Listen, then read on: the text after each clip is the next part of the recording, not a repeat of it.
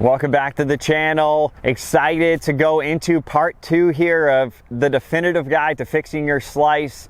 In part 1, we really reference what the lead wrist is doing, especially if you have a tendency to get it a little bit too extended, okay? So make sure you check that video out. That's gonna help you understand sort of the wrist movement and then potentially a grip adjustment that might help you control that club face a little bit better. In part 2 here, we're looking at how tendencies for some players when they're hitting a slice would be coming over the top, meaning coming from the outside across the ball.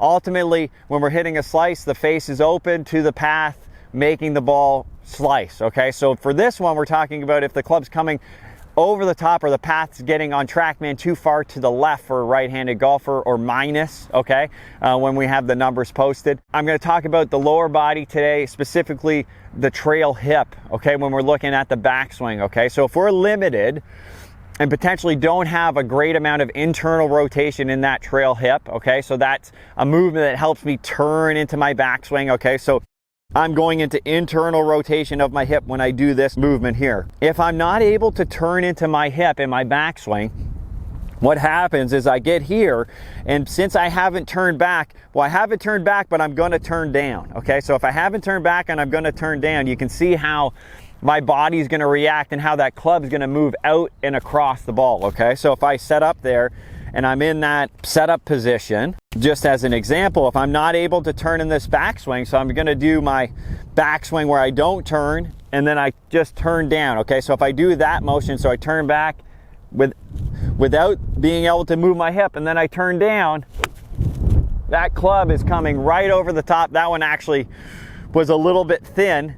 But that's 14 degrees out to in, okay? That is not gonna produce a functional shot for us, and we're gonna really struggle with hitting that hard slice with that movement, okay? So first is like, okay, does that fit you? If you don't know what your internal hip rotation is, make sure you check the obsessedgolfclub.com out. That's gonna give you a little bit of insight of the phases of understanding your body, because you gotta make sure you know how you move so you can tailor your swing to you. So if we're looking at a limitation here, so what's potential options, okay? So if I have a tough time turning in my backswing, so when I set up here, what I could do is I can kick this foot open, right? So if I turn my trail foot open, now I'm gonna give myself, 10, 15 more degrees of turn in the backswing. I said on that swing, I was 14 degrees out to in, okay? So if I can give myself 15 degrees by just flaring my foot, 15 degrees in my hip, that sometimes can correlate to degrees when we're talking about club path, okay? So if I'm able to flare my foot, that's gonna let me rotate a little bit more into my backswing. That's gonna make it a lot easier. There's lots of levels to this, obviously exercises you can do to improve this, but the first step is, what's the easiest? The easiest is if I set with my foot a little bit open, that allows my hip to turn a little bit more. If I can get 14 degrees more from the inside, I'm gonna hit a straight shot.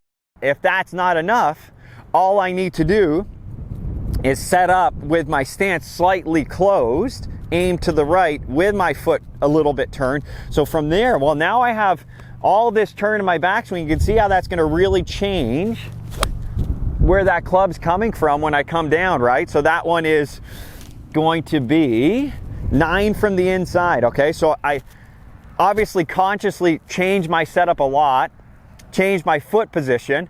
That led for the club to come much more from the inside, okay? So obviously that hip turn, I'm gonna try to limit my hip turn so that just mimic what that would be like, but with my foot flare and then my stance like this, and I go back and through, that is definitely gonna shift my club path immensely. So if I can shift my club path, right, that's gonna give me a lot better chance of hitting a shot that starts on line and goes straight versus a hard slice. Because if I'm coming without hip turn and I'm just turning, my club is gonna be coming too much from the outside, over the top. That's gonna be producing the slice. That's based on the trail hip. I'm gonna go a little bit more into other reasons that you might be coming over the top in the next part, in part 3, related to how the upper body's moving in the backswing and what potentially could cause that. Again, if you're not sure what's right for you, stop guessing. Make sure you know exactly what's right for you, understand what's the best for you and how to take your game to the next level.